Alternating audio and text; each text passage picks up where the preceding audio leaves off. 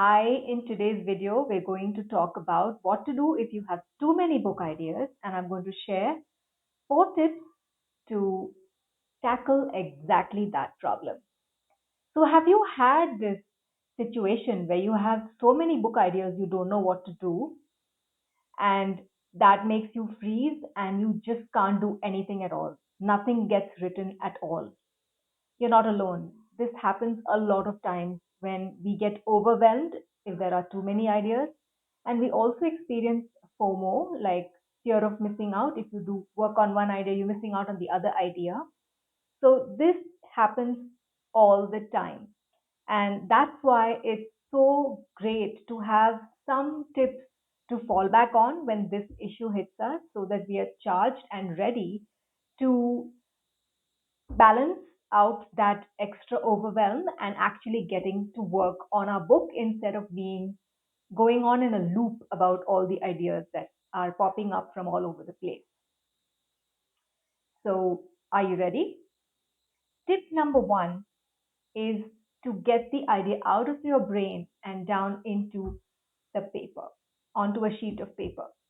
This is the most important step, which many of us don't do because we think we can hold all these ideas in our head, and but you're so wrong.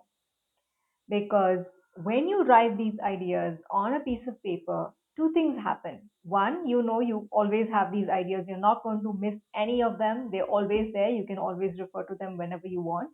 And two, you give your brain a break from having to remember these things when there are so many other things you got to do. So put those ideas down on a piece of paper. Now, tip number two is to see if you can possibly combine a few ideas or split a few ideas. Now, say you have 5 ideas written down on a piece of paper. You would combine 2 ideas if they were very similar to each other, two stories that are similar in plot. Maybe if you combine them, you could get a longer story, a more juicier story, a solid story, rather than splitting them into two books. On the other hand, sometimes if you have like a non-fiction book, for example, that you've crammed with too many ideas, and that's your book idea, too many steps in that non-fiction book, maybe you can split it up and make it into two books so that you're not giving your reader too much. Rather, you're giving them great information, compact information, and information that is crisp and that they can bite on and really get the maximum out of. So these are two ways you can work with the ideas that you have on your paper.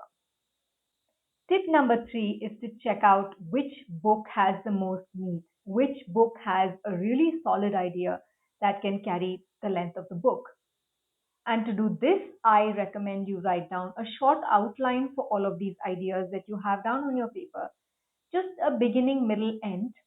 Or if you're writing a non-fiction book, just the chapters. What are you going to include in your book? What are you going to have? Just one word or one line, small outline on whatever's going to be included in your book, just to see which of these ideas holds the most meat and holds the most value, contains so much that it really can be translated into a book. Tip number five is to go with the idea that speaks to your heart, that is calling you the loudest. This seems counterintuitive because sometimes we allow our brains to do all the work and we discard what the heart is telling us by saying things like, oh, the idea is too simple, or nobody's probably going to even like this idea. But if you are called to work on that idea, then you listen to your heart, forget about your brain, ignore your brain, and work on the idea that's calling you the loudest. And now I'm going to give you a bonus tip.